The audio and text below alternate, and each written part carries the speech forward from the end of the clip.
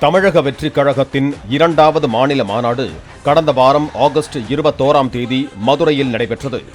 இந்த நிலையில் Vijay ramp walk மீது நடந்து சென்ற போது தொண்டர் ஒருவர் விஜயை நோக்கி ஓடி வரவே அங்கிருந்த பவுன்சர்கள் அந்த நபரை அப்புறப்படுத்த தூக்கி வீசினர்.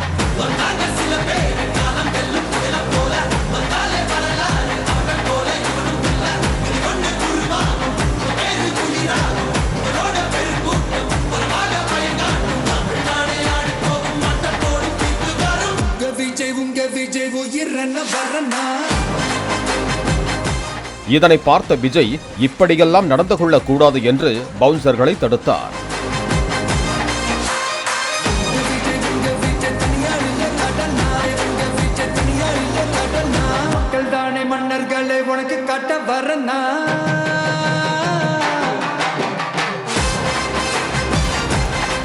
பவுன்சர்கள் தூக்கி வீசிய ரசிகரோ ஜாம்பி போல கம்பியை பிடித்து தொங்கியபடியே மீண்டும் விஜயை பார்க்க எத்தனித்தார்.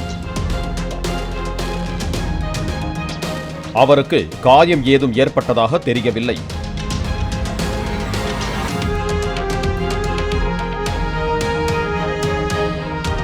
கீழே விழுந்தவர் யார் என்றே அடையாளம் தெரியாத நிலையில் அதே போன்ற சட்டையுடன் பெரம்பலூர் மாவட்டத்தை சேர்ந்த சரத்குமார் என்ற இளைஞர் தாவேக மாநாட்டில் தன்னை பவுன்சர்கள் தாக்கியதாக கூறி தன் தாயுடன் சென்று தாவேக தலைவர் விஜய் மீது போலீசில் புகார் அளித்திருந்தார். வழக்கமாக சம்பவம் எங்கு நடந்ததோ அங்குதான் புகார் அளிக்க வேண்டும் என்று இழுத்தடிக்கும் போலீசாரோ மிகுந்த அக்கறையுடன் அந்த புகாரை பெற்று முதல் குற்றவாளியாக தாவேக தலைவர் விஜய் பெயரை சேர்த்ததோடு பாதுகாப்பு பணியில் ஈடுபட்ட 10 பவுன்சர்கள் மீதும் 3 பிரிவுகளின் கீழ் வழக்கு பதிவு செய்தனர்.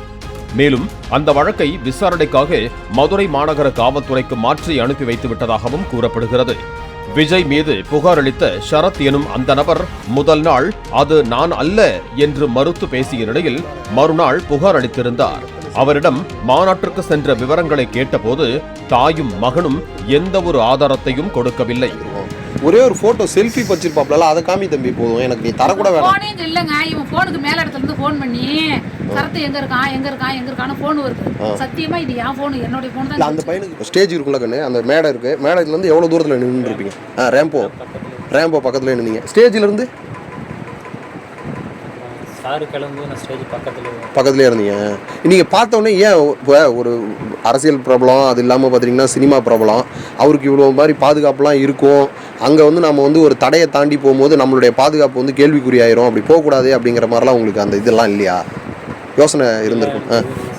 ஆர்வமாக என்ன தூக்கி வீசிட்டாங்க அந்த வீடியோவில் பார்த்தது தான். தூக்கி வீசினோடனே உங்களுக்கு அடிபட்டுருச்சா? எங்கே அடிபட்டுச்சிங்க? சைட்ல. மேலும் புகார் தெரிவித்த தாயும் மகனும் கடந்த காலங்களில் திமுக கூட்டங்களுக்கு சென்று வந்த புகைப்படங்கள் தற்போது வெளியாகி உள்ளன.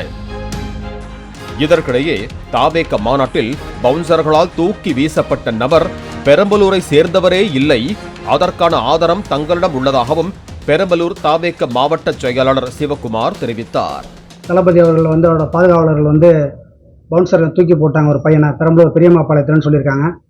ஆக்சுவலாக அந்த பவுன்சர் தூக்கி போட்ட பையன் அந்த பையனே கிடையாது. ஞாயிற்றுக்கிழமை கரெக்டாக ஒரு 9:30 மணிக்கு அந்த பையனை நான் தொடர்பு கொள்றேன். அதுக்கான ரெக்கார்டிங் என்கிட்ட இருக்கு. நான் அப்படிலாம் இல்லைன்னா எங்கள் அம்மா யாரோ தூண்டுதல் பேரில் சொல்லியிருக்காங்க அப்படின்னு ஒரு நிருபரோட பேரையும் சொல்கிறார். எங்கள் அம்மா வந்து பேட்டி கொடுத்துருந்தாங்க, தவறான தகவல் அது, அதை யாரும் நம்ப வேணாம். நான் அவங்களோட பையன் தான், என் பேர் சரத்குமார். மதுரை மாநாட்டுக்கு நான் போயிருந்தேன், என்னை யாரும் டச் பண்ணவும் இல்லை, என்னை எதுவும் டிஸ்டர்ப் பண்ணல, எங்கேருந்து தூக்கி கடாசில் என்னை யாரும் அடிக்கவும் கிடையாது. இது என்னோட சுயநலவோட தான் நான் சொல்லிக்கிறேன், இதை யாரும் நம்ப வேணாம்.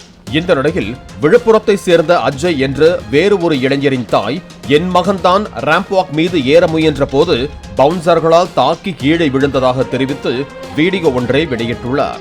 அதில் விஜயின் மீது உண்மையான பற்று கொண்ட யாரும் அவருக்கு எதிராக பேச மாட்டார்கள் என்று கூறியுள்ளார்.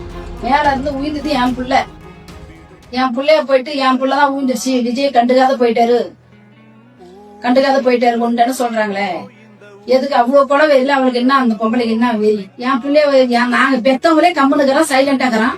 பையனுக்கு அதுக்கு மேல பையன், நான் மேல இருந்தேங்க, நான் லேட்டா இங்கே தான் இருந்தேன், நான் மேல ஏறி போனேன், மேல இருந்து என்னை புடிச்சிட்டாங்க. ஏன் இப்படி பொய்யா நடக்கிறேன்? அவங்களாம் விஜய் ரசிகர் சொன்னாலும் வெக்க. மேலும் மாநாட்டில் ரேம்ப் வாக் செல்லும் மேடையில் அருகே நின்று தான் எடுத்துக்கொண்ட செல்ஃபி வீடியோக்களை இளைஞர் அஜய் அதற்கான ஆதாரமாக பதிவிட்டிருக்கிறார்.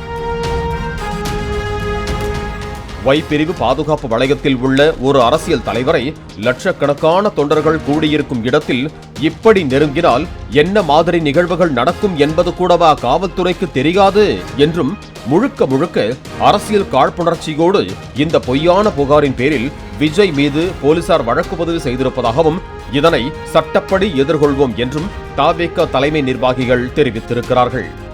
பாலிமர் செய்திகளுக்காக செய்தியாளர் யுவராஜ் மற்றும் வேல்ராஜ். பிளே ஸ்டோர் மற்றும் ஆப் ஸ்டோரில் இருந்து பாலிமர் செயலியை QR கோடு மூலம் பதிவிறக்கம் செய்யுங்கள். செய்திகளை உடனுக்குடன் பெறுங்கள்.